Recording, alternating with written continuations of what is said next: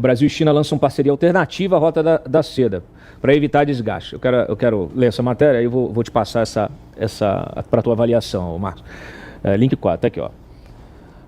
Brasil e China lançam. O governo quer elevar a relação entre os países, busca se equilibrar para não melindrar os Estados Unidos e pode até receber obras do megaprojeto de Pequim, sem aderir formalmente. Então tá aqui, ó, os governos do Brasil e da China lançam nesta quarta-feira uma parceria de investimentos elaborada sob medida para evitar desgastes geopolíticos e promover investimentos conjuntos em áreas-chave da economia.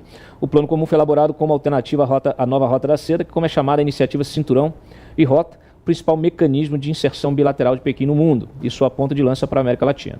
Mais de 150 países fazem parte do acordo, que mobilizou 2 trilhões de dólares em contratos para a construção de portos, rodovias e ferrovias. E da América do Sul, apenas Brasil, Colômbia e Paraguai não fazem parte do projeto. Tá? Então o anúncio dos detalhes será feito hoje, aí, durante a visita do Xi Jinping a Lula. E nos últimos meses o governo se viu nesse impasse diplomático. Aderir ou não ao megaprojeto de infraestrutura chinês, lançado 11 anos atrás por Xi Jinping. A estratégia chinesa levou $1 trilhão em investimentos externos, conectando Ásia, África, Europa, Oriente Médio e América Latina. A nova Rota da Seda, amplamente interpretada também como uma plataforma para ampliar a influência geopolítica, sobretudo junto a países do sul global, embora Pequim negue esse objetivo. Até o ano passado, 151 países haviam assinado acordos com a China para fazer parte dessa Belt and Road, segundo o monitoramento do Green Finance and Development Center da Universidade de Fudan, em Xangai. As obras envolvem ferrovias, portos, aeroportos, estradas, em geral intervenções de grande dimensão. Na semana passada, Xi Jinping inaugurou o megaporto de Chancai, no Peru, que poderá servir ao agro brasileiro se conectado a rotas de escoamento e produção. A China está fazendo isso de graça? Esses projetos, eu vou até me debruçar nesses detalhes desses projetos. A China constrói o porto e opera o porto, né? Ela não vai entregar esse porto para um brasileiro operar. Uma característica que deve ser admirada no chinês, no governo chinês, é o planejamento deles de longuíssimo prazo. Aquilo que eu falei em uma outra edição que eu estive aqui, eles têm uma grande estratégia de país, que eles sabem exatamente onde eles querem chegar, como vão chegar lá, com que recursos. Isso falta ao Brasil. Então, o Brasil coloca tudo isso sob o ponto de vista da entrada de recursos. Mais uma vez, é importantíssimo nós termos recursos externos. Mas, primeiro, nós precisamos saber como esses recursos vão ser internalizados. Para quê? Quem vai operar esses portos? Essa infraestrutura é para atender a quem? Porque nós sabemos hoje que 85% das estradas do Brasil são consideradas ruins ou péssimas. Essa infraestrutura vai conectar as terras aqui nas mãos de laranjas chineses aos portos de interesse deles? Tem que ver. Isso vai gerar algum tipo de desenvolvimento sustentável no país? Nós não podemos sacrificar tudo, inclusive a nossa soberania, no altar do ganho econômico.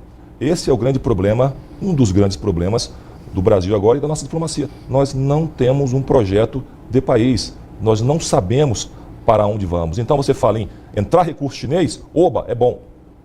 Talvez não seja. Depende do preço a se pagar. Depende do preço a se pagar. O chinês não faz nada de graça. Eles sabem planejar e isso deve ser louvado. É o que falta ao Brasil. Capacidade de planejamento de longo prazo. OAB, que também faz parte dessa guerra cultural que a gente está vivendo. A gente tem vários candidatos, né, tentando disputar o comando das OABs, das seccionais das OABs aí, pelos estados. Naturalmente, a direita aí, pela primeira vez, está se organizando. A gente trouxe até aqui, na semana passada, o candidato da direita em Brasília e também em São Paulo. Em Brasília já houve a eleição, o Everardo não ganhou, quem ganhou foi o candidato da situação, não muda nada, né, infelizmente.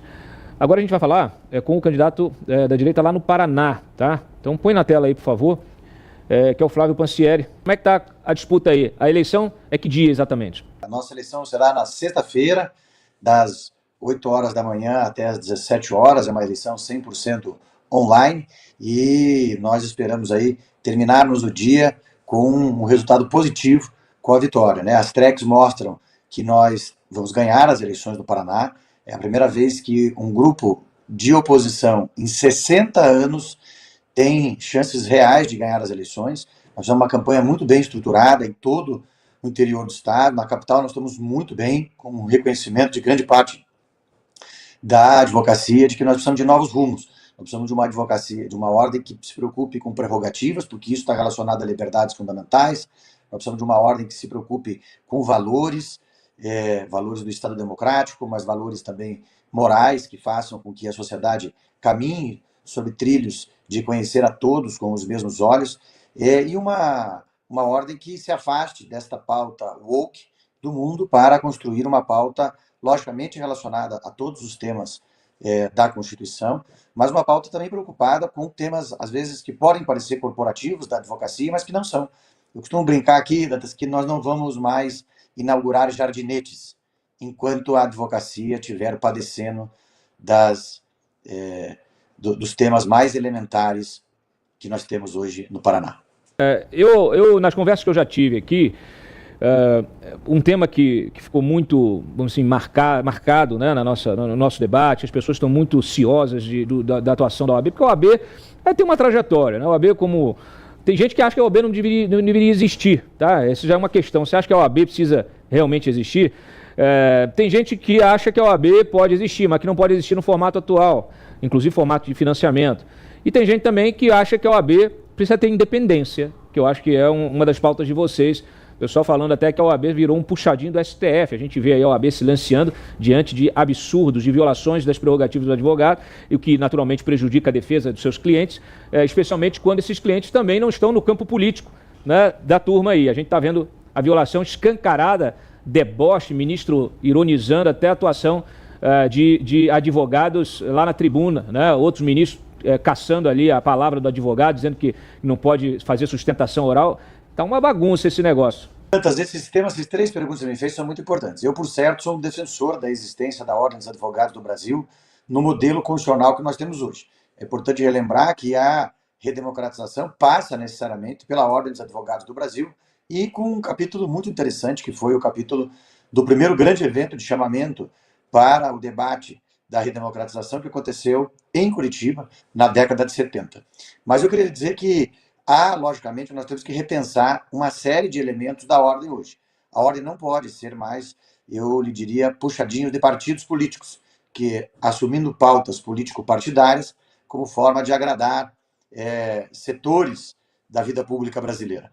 Da mesma forma, ela não pode se silenciar quando o Supremo Tribunal Federal ou quaisquer outros tribunais atentem contra as garantias fundamentais e as prerrogativas da advocacia. Isso é muito importante que se tenha em mente que hoje a ordem, infelizmente, ela tem agido muito aquém do seu dever constitucional, mas também do que espera a sociedade brasileira.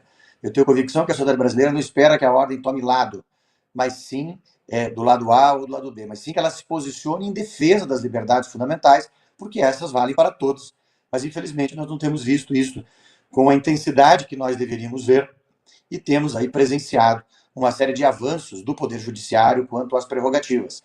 Nós temos aqui trazido de uma forma muito intensa um debate que é o debate da própria existência do inquérito das fake news, que é um inquérito que, independente do seu mérito, existe uma análise formal que é indispensável a ser feita. A sua criação parte do provimento do regimento interno do Supremo Tribunal Federal, que afirma que compete ao Supremo instaurar e presidir inquéritos de crimes cometidos no interior do Supremo Tribunal Federal.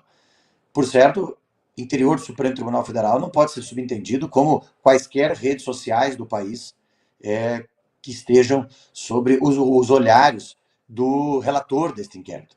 E isso me parece que a ordem silenciou nos últimos anos e nós vamos falar sobre isso abertamente à frente da instituição a partir de 2025.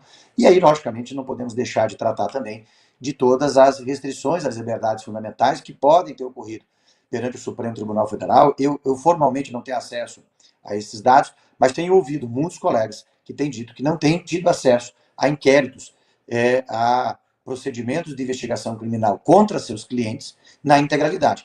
E daí, independente do mérito do que está sendo discutido no inquérito, a parte importante aqui a se perceber é que o advogado tem que ter acesso, porque as prerrogativas da advocacia não servem para ele, mas sim para defender a própria sociedade. E aí, nessa medida, me parece que o silêncio também do Supremo tem sido um silêncio eloquente, Dantas, que tem prejudicado e muito a sociedade brasileira.